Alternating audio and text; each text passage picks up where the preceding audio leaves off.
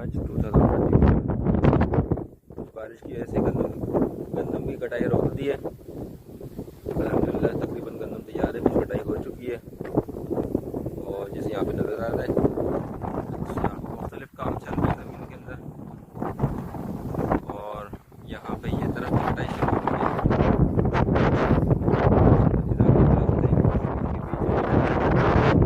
ज़मीन को बात पल बनाने का काम चल रहा है।